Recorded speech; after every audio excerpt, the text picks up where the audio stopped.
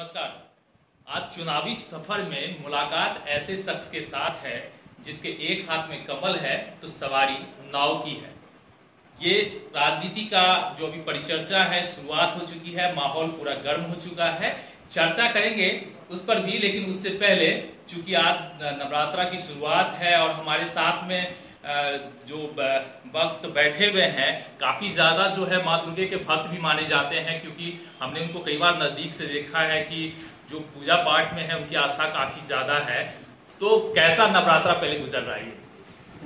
पहले तो चुनावी माहौल में माँ जगदम्बे को मैं पुनः नमस्कार करता हूँ कि आज इस जो कोरोना का महा क्या कहे काल जो है, जो पूरे विश्व के लोग प्रभावित हैं, लेकिन माँ जगदम्बे इस कोरोना को निश्चित रूप से दूर करेगी और चुनाव के बेतरनी में जो सत्य के लिए लड़ाई लड़ रहे हैं ऐसे लोगों का साथ देगी। जय माँ जगदम्बे। पूजा पाठ में बहुत ज्यादा आस्था रहता है, मंदिर भी बनाए हैं पूजा पाठ। देखिए, आस्था ही मंदिर का प्रतीक है।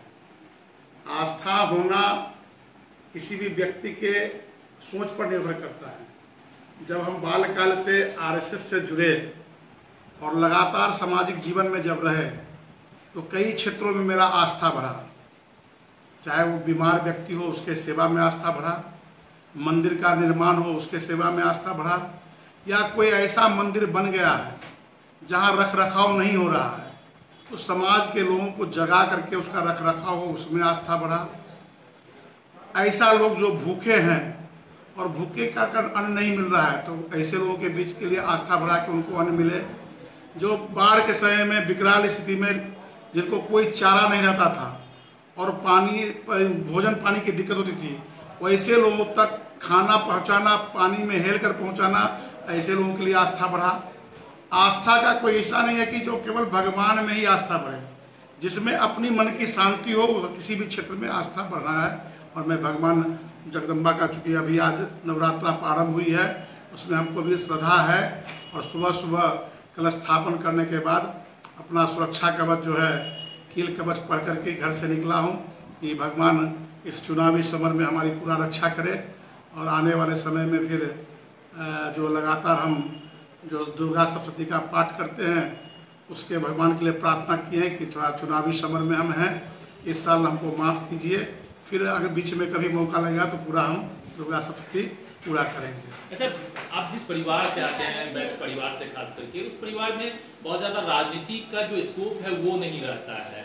जो राजनीतिक परिवार है वैसे यही अमूमन जो परिवार की राजनीति को आगे बढ़ाते हैं, लेकिन आप कहाँ से आखिर परिवार बैकग्राउंड कोई राजनीति है नहीं, तो कैसे आप राजनीति में कदम रखने का सोचे, कब सोचे, ये सबसे देखिए, राजनीति को परिभाषित केवल आप चुनावी राजनीति से नहीं कर सकते। राजनीति है किसी भी चीज पर राज करना। हमारे वंशज जो थे, पूर्वज जो थे वो जमींदार थे। मेरे दादाजी डॉक्टर थे, गरीबों पर राज करते थे। सैकड़ों गरीब प्रतिदिन आते थे मेरे दरवाजा पर और उनको पैसा दे पैसा नहीं दे और उनको पैसा मैंने इलाज करते थे, ऐसे लोगों पर राज करते थे। और जब हमारे दादाजी 19 साल तक लगातार कमिश्नर रहे, वार्ड कमिश्नर रहे, वो नगर के विकास के लिए राजनीति करते थे। मेरे पिताजी इकोनॉमिक्स के प्रोफेसर रहे हैं, स्वर्गवास कर गए हैं, लेकिन वो भी विद्यार्थियों पर राज करते थे।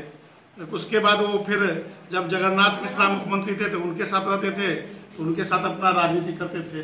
और हम भी बाल्यकाल से 1977 से जब जनता पार्टी का गठबंधन जनसंघ सब मिल करके चुनाव लड़ी थी, उस समय में पोस्टर साटने से जीवन अपना प्रारंभ किए थे। सामाजिक जीवन राजनीति जिसको कहते सत्ता की राजनीति के लिए, तो पोस्टर साटने से काम प्रारंभ किए और लगातार चाहे जो भी आंदोलन हुआ हो देश के हित में, चाहे कश्मीर जाने की बात हुई हो, चाहे राम जन्मभूमि का आंदोलन हो, या गौ हत्या के विरोध में आंदोलन हो, या फिर मोगा में नरसंहार हो उसके विरोध में, लगातार हम लोग सामाजिक चेतना के साथ और सत्ता के राजनीतियों के द्वारा जो लोग गलत करते थे उनका विरोध करना, जो अच्छे करते थे उनका समर्थन करना, ये मेरा लगातार मेरे जीवन का अभिन्न अंग रहा है। और 2015 में जब एमएलसी का चुनाव हुआ स्थानीय प्राधिकरण में, तो मैं उसमें एमएलसी चुनाव में भी जीता, अच्छे मत से जीता, सामान्य मत से नहीं जीता, अच्छे मत से जीता। तो हम लगातार राजनीति जो सत्ता की राजनीति है उसमें हमारे परिवार के भी लोग रहे हैं और हम भी हैं। कांग्रेस, आपने बताया कि पिताजी कांग्रेस के साथ में, जगन्नाथ मिश्रा के साथ में राजनीति किए, कांग्रेस से अचानक आरएसएस की राजनीति में आना कैसे? जब पिताजी कांग्रेस में थे तो मेरा उम्र ही क्या था, मेरा उम्र मुश्किल से कोई 15 होगा। हम मैंने सक्रिय कहा जाए तो 80 से 77 में तो पोस्टर साटे। उस समय तो उतना होश नहीं था, लेकिन इतना जरूर था कि कांग्रेस के विरोध में ही करना है। उस समय भी पिताजी हमको नहीं रोके, उनके मन में हो सकता है क्योंकि वो भी इकोनॉमिक्स के, जगन्नाथ मिश्रा भी इकोनॉमिक्स के प्रोफेसर थे और हमारे पिताजी भी इकोनॉमिक्स के प्रोफेसर थे, तो लगता है उन लोग का आपसी लगाव हो प्रोफेसर के कारण, इसीलिए वो जो है उनसे व्यक्तिगत संबंध के कारण उनके साथ रहते होंगे। लेकिन कांग्रेसी कहे ऐसा नहीं है। जब 12 में जब हम पोस्टर साटने निकले तो कहाँ हमको रोकते, अगर हम कांग्रेस में तो निश्चित रूप से तुम मत जाओ। और 77 के चुनाव में जब कांग्रेसियों के द्वारा बूथ लूटने का काम किया जा रहा था तो उस समय भी उनके साथ बहुत लोगों ने छेड़छाड़ किया था। उस छेड़छाड़ में हम भी थे कि आप गलत काम कर रहे हैं, उसका विरोध कर रहे हैं। और लगातार हम 80 से लगातार, जब यहाँ रामदेव महतो जो हमारे पूर्व विधायक रहे, 85 हो 90 हो, 90 में ताराकांत झा जी थे, 95 हो, 2000 हो, 2005 हो, 2005 का उपचुनाव हो, 2010 हो, 2015 हो, हर एक चुनाव में अग्रिम पंक्ति में खड़ा होकर उनको जिताने का काम किए और जीतते रहे। इसलिए ये कैसे कह सकते हैं कि हम एकाएक इसमें आ गए। इसलिए मेरा जो है खून में ही राजनीति, सत्ता की राजनीति का एक दखल पहले से प्रवेश कर चुका था। ऐसे काफी ज्यादा सोशल वर्क से एक्टिव है, कभी इंटरटेनमेंट की तरफ देखते हैं, फिल्में वगैरह देखते कभी? हम फिल्म पहले बच्चे में देखते थे, जब हाई स्कूल में पढ़ते तो फिल्म देखते थे, लेकिन हमको याद नहीं है कि 2080 के बाद एक बार हाँ जरूर फिल्म देखे हैं, जब राम जन्मभूमि का आंदोलन हो गया था और संघ पर प्रतिबंध लगा था। तो हम लोग को समय बिताने के लिए संघ का कार्य बंद करा था प्रत्यक्ष रूप से, समय बिताने के लिए याद नहीं है कौन सा फिल्म देखे थे 1992 में, लेकिन वो लगता है कि वो फिल्म मेरा आखिरी फिल्म होगा जो 1992 में पूरे टीम के साथ शंकर टॉकी के हॉल में देखे थे। कोई एक्टर पसंद है? एक्टर तो चरित्र का जो भी एक्टर रहा, किसी भी वर्ग के रहे, सभी लोगों से मेरा लगाव रहा जो चरित्र के एक्टर करते थे। निगेटिव रोल करने वाले से हमारा कोई अधिक लगाव नहीं रहा। इसी तरह गायक में आशा भोसले हों या लता मंगेशकर हों, उन लोगों से मेरा अच्छा रहा।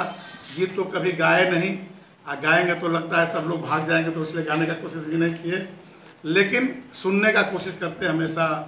लता मंगेशकर का तो जब सुनते हैं तो लगता है कि फिर कभी कभी मोहम्मद रफ़ी का भी बहुत अच्छा गीत लगता है। इसलिए एक्टर के मामले में ये नहीं कह सकते हैं कि फलाना पसंद थे फलाना ना पसंद थे। गाना पसंद है? हाँ, गाना ये जो कलाकार हैं उनके मोहम्मद रफ़ी हो, किशोर कुमार हो, लता मंगेशकर हैं, आशा भोसले हैं, उन लोग का गीत हमको पसंद रहा है। जो अभी बहुत सारे जो बिहार के कलाकार हैं, प्रोड्यूसर हैं, डायरेक्टर हैं, जो अपनी कला के क्षेत्र में मुंबई में अपनी पहचान बनाए हैं, तो ऐसे कलाकारों को कभी सपोर्ट किए या फिर उनकी फिल्म देखे या फिर उनकी फिल्मों के बारे में कुछ जानने की रुचि हुई? देखिए, एक तो है कि जो लोग बंगाल यहाँ से महाराष्ट्र में या बम्बई में काम कर रहे हैं फिल्म के क्षेत्र में, मैं उनको धन्यवाद देता हूँ कि अपने कला का जो के लिए आप बम्बई जैसे बॉलीवुड सिटी में आप जाकर स्थापित हुए। लेकिन व्यक्तिगत रूप से आज तक किसी ने आकर हमसे संपर्क नहीं किया कि बॉलीवुड में हम क्या कर रहे हैं, क्या भविष्य मेरा है या क्या करना चाहते हैं। या अपने हम अभी एक दिल्ली में एक कार्यक्रम में हम थे और पूरे मिथिलांचल के लोग थे। हम उन लोग से आह्वान किए कि आप लोगों ने दिल्ली को ऊर्जावान बनाया, पूरा आगे बढ़ा दिया अपने क्षमता से, मिथिलांचल से आप अपना आकर के, लेकिन अब आप लोग समृद्ध हैं और यहाँ स्थापित हो चुके हैं, पुनः आइए मधुबनी में, आपका मिथिलांचल में स्वागत है। हम लोग को दिशा निर्देश दीजिए कि हम लोग क्या कर सकते हैं मिथिलांचल के विकास के लिए। सभा खुली मंच से हमने कहा था, क्योंकि मिथिलांचल कलाकार के क्षेत्र में एक हमारी बात हुई थी, एक कार्यक्रम हुई थी, कला क्या नाम भूल रहे हैं उनका, एक जटाशंकर दास या ध्यान में नहीं आ रहा है, इस कार्यक्रम हुआ था लौफा में, तो हमको आमंत्रित किए थे, हम वहाँ गए भी थे। हमारे मन में एक था कि जो मिथिलांचल के जितने भी कलाकार हैं पूरे विश्व में, उसका एक समागम हो, व्यापक रूप से, बिना कोई तैयारी का नहीं, एक कलाकार से हटकर स्थानीय कमेटी बने, कलाकार लोग जो जुड़े हुए एक दूसरे से, उनका एक समागम हो, और समागम इस परिप्रेक्ष्य में हो कि मिथिलांचल के लिए आप लोग क्या कर सकते हैं और हम लोग का क्या रोल होना है, जनप्रतिनिधि के नाते हमारा क्या रोल होना चाहिए। लेकिन ये काम थोड़ा कष्टदायक तो जरूर है और कष्टदायक ही काम लोगों को करना चाहिए, लेकिन हमको लगा कि इस पर किसी का ध्यान अभी नहीं गया है कि ये काम भी होना चाहिए मिथिलांचल में। लेकिन देखिए, अगर रहे जनप्रतिनिधि तो मेरे मन में तो है ये होता रहना चाहिए, कुछ ना कुछ मिथिलांचल के लोगों को एक मंच पर लाया जाए, कला के क्षेत्र में कि वो अपना समृद्धि रहा है।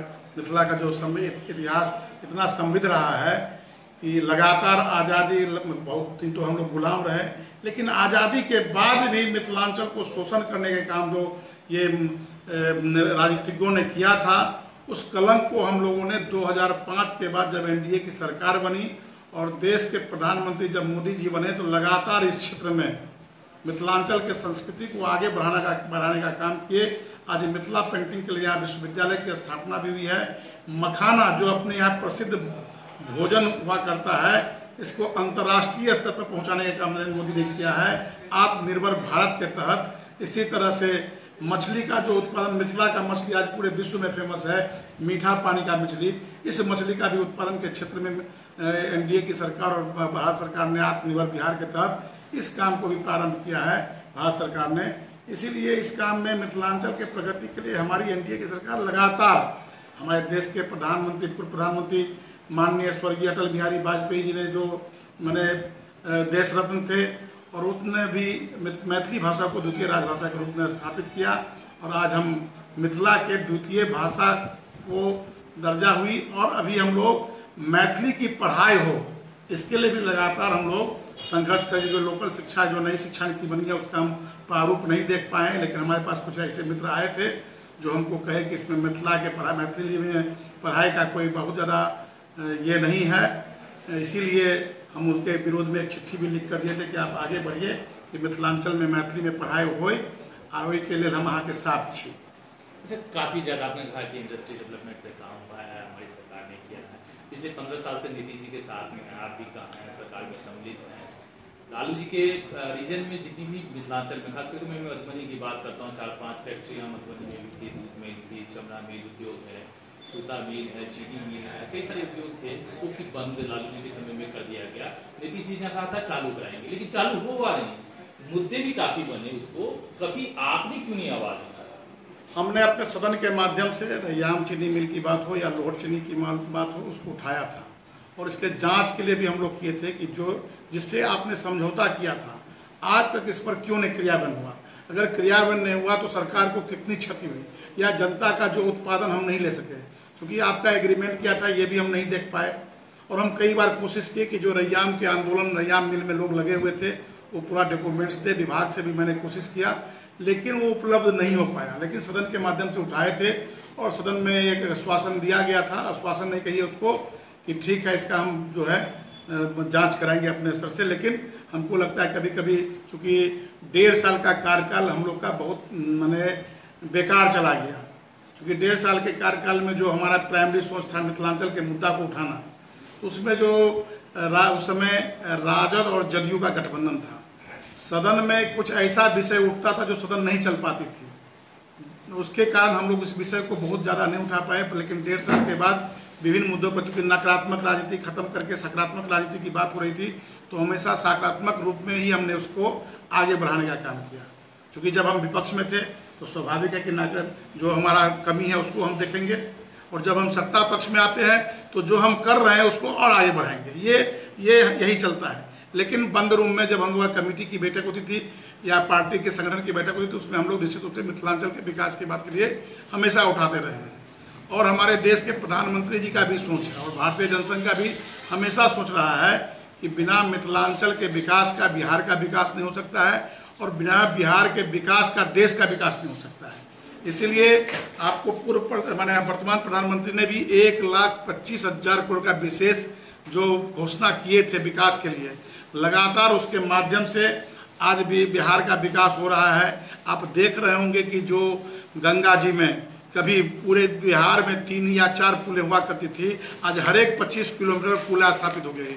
बिहार में आज़ादी के बाद से आज तक एक भी हॉस्पिटल 2005 तक एक भी हॉस्पिटल। आपको सवाल मधुबनी में लाऊंगा। नहीं ठीक है, थोड़ा सा इसको पूरा होने दीजिए। हम आपके मधुबनी हर एक बात को सुनूंगा, लेकिन समझ तो लीजिए। हम कहें कि मिथिलांचल का विकास बिना बिहार के विकास के बिना मिथिलांचल का विकास नहीं होगा, और मिथिलांचल के विकास के लिए भी जो है बिहार के विकास होना आवश्यक है। जिस समय में आज़ादी के बाद 2005 तक दुर्भाग्य है बिहार में कि एक भी मेडिकल कॉलेज जो अंग्रेज के ज़माने में स्थापित हुआ था या जो प्राइवेट में स्थापित हुआ था, सभी मिलाकर 7 मैंने कॉलेज में मेडिकल कॉलेज थे, आज आपको लगभग 18 पर काम चल रहा है, कंस्ट्रक्शन कंप्लीट हो चुका है या उसमें मेडिकल कॉलेज प्रारंभ हो गई है, और 7 जो है पाइपलाइन में जमीन अधिग्रहण हो रहा है कि 25 मेडिकल कॉलेज ये 6 साल के अंदर में, 7 साल के अंदर में हुआ है। बिहार में कभी कोई बीमार पड़े तो एम्स के लिए चले जाते थे दिल्ली। आज बिहार में एक से एम्स तो प्रारंभ हो गया, जो इस कोरोना के काल में बहुत बड़ा एक मैंने लोगों को बढ़ा कि नहीं यार, कोरोना के कारण बहुत लाखों लोग, हजारों लोगों का जान बचा। दूसरा एम्स भी मेरा अभी दरभंगा में हो गया। अभी दरभंगा में एयरपोर्ट भी आपको प्रारंभ होने वाला है 5 नवंबर का, तब तक डेट है, या हमको लगता है ये 5 नवंबर का बुकिंग भी हुआ है। 5 नवंबर से अपना चालू प्रारंभ भी हो जाएगा, लोग बुकिंग भी किए हैं एयरपोर्ट से, और एयरपोर्ट भी हो गया। तो लगातार हमारी सरकार, एनडीए की सरकार लगातार बिहार और मिथिलांचल के विकास के लिए अनवरत प्रयत्न है। और मधुबनी के बारे में आप पूछ रहे हैं तो आप पूछे, हम निश्चित रूप से बताएंगे। आपने 2 चीज़ कहा था, मिथिला पेंटिंग और मखाना का आपने जिक्र किया है कि मिथिला पेंटिंग के क्षेत्र में हमने बहुत अच्छा काम किया। निश्चित रूप से मिथिला पेंटिंग की पहचान आज पूरे विश्व में है, और मखाना की निश्चित रूप से मखाना भी काफ़ी ज़्यादा पहुँच अपनी बना चुकी है। लेकिन दोनों का जो पीछे की कहानी है, रंगीन दुनिया एक अलग है जो मंच पे दिखाई देती है, दीवारों पे दिखाई देती है, उसके पीछे की कहानी काफ़ी ज़्यादा दर्दनाक है। कलाकारों की स्थिति काफ़ी दयनीय है, और खास करके आप जिस पार्टी से चुनाव लड़ रहे हैं, मलाओं की पार्टी यदि कहा जाए कि मलाह, सन ऑफ मलाह है, उनके जातीय की स्थिति जो है मधुबनी में काफ़ी ज़्यादा दयनीय है, क्योंकि मखाना की खेती में लगे हैं और धीरे धीरे मखाना की वो खेती बंद कर रहे हैं। तो दोनों ही जो जमीनी स्तर पे है वो काफ़ी ज़्यादा दयनीय स्थिति में है। इसकी उसी परिप्रेक्ष्य में हम लोग काम प्रारंभ किया ना, जब मखाना का जो उत्पादन लागत नहीं मिल पा रहा था किसानों को या निषाद समाज को, तो जब इंटरनेशनल मार्केट में कोई भी सामान जाता है तो उसका डिमांड जब बढ़ता है तो व्यापारी का जो खरीदने का है पोटेंशियल पर, डिमांड और सप्लाई के बीच में जब बहुत बड़ा गैप रहता है तो व्यापारी शोषण करता है। लेकिन डिमांड और सप्लाई के बीच में जब गैप नहीं रहता है तो व्यापारी चाहता है कि पहले हम ले लें, जो रेट मखाना का पड़ रहा है उसको पहले ले लें।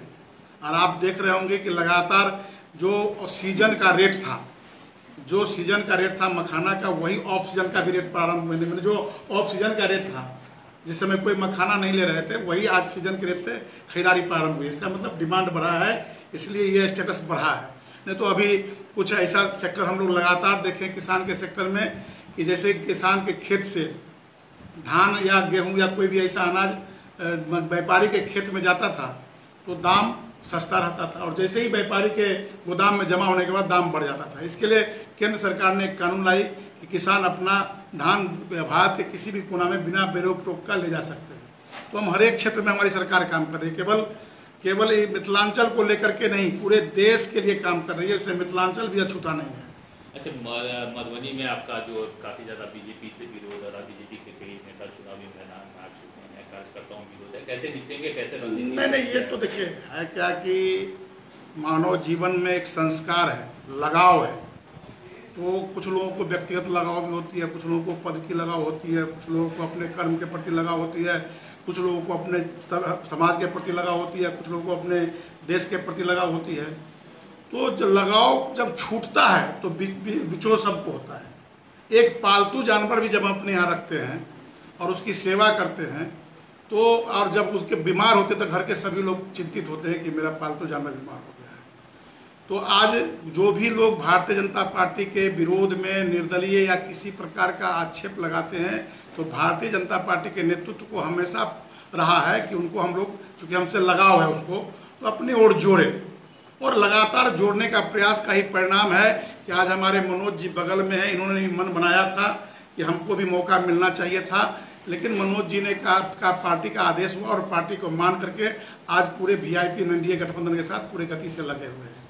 इसीलिए ये कोई 19 तारीख आते आते हालत बदलेगी, और इससे पहले जितने भी लोग भटक गए हैं किसी कारण से, हम कोई उसमें आक्षेप नहीं लगाते हैं।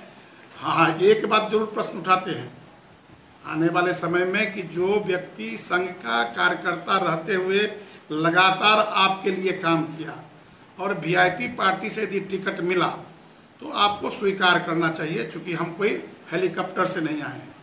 लेकिन उसके बाद भी अगर उनका विवेक नहीं जगता है, गलत निर्णय लेते हैं, तो पार्टी हमको नहीं लगता है कि बहुत दिन तक बर्दाश्त करेगी। 19 तारीख तक पार्टी अपना कोशिश कर रही है उनको गला लगाने के लिए, और लग जाएंगे। हम मानते हैं बुद्धिमान है बहुत, माने संगठन के बहुत मजे हुए लोग हैं, संगठन के हर एक मर्म को जानते हैं जितना अच्छा से पंचनिष्ठा के बाद वो कर सकते हैं, उतना अच्छा से कई कार्यकर्ता नहीं कर सकते हैं।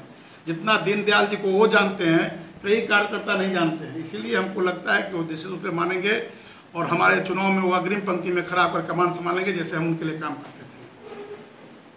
ये फिर भाजपा से फिलहाल एमएलसी हैं जो एपी से चुनाव लड़ रहे हैं, सुमन कुमार महासेठ। उनको उम्मीद है कि 19 तारीख तक बहुत सारी तस्वीरें बदल जाएगी और इस बार वो चुनाव जीत कर विधानसभा में पहुंचेंगे, जहां वे मल्लाहों और मिथिला पेंटिंग की आवाज़ तो उठाएंगे ही, साथ ही मिथिलांचल के विकास की दिशा में भी आवाज़ बुलंद करेंगे। विजन चुनौती।